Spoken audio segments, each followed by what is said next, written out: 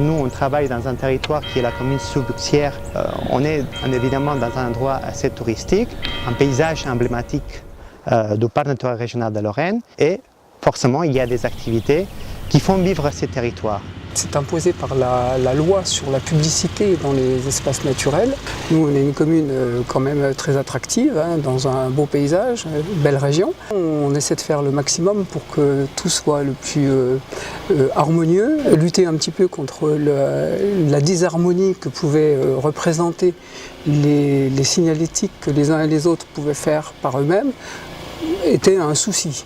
On a mis en place une signalisation d'information locale. L'objectif en fait de cette démarche, c'est de trouver un équilibre entre la préservation de ces paysages qui est patrimonial avec la promotion des activités économiques qu'il y a sur le territoire. Et on a compté pour cette action avec le partenariat des acteurs privés. Ils ont apporté un financement, un cofinancement à notre projet. Le propriétaire participait à l'investissement de cette signalétique. J'avais ma petite signalétique Gîtes de France, mais qui était très petite, et j'en avais qu'une seule, alors que là, maintenant, j'ai 3 signalétiques. Un plus, une clientèle supplémentaire, une clientèle de passage, qui vient, qui s'arrête. Il y a une facilité de lisibilité.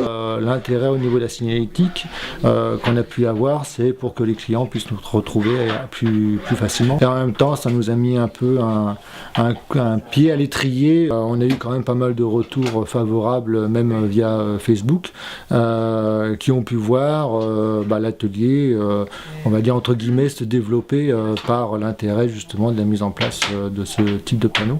Alors ce qui a changé aussi, c'est que finalement, on s'est rendu compte, en faisant ça, qu'il y avait beaucoup de choses, beaucoup d'activités dans la commune.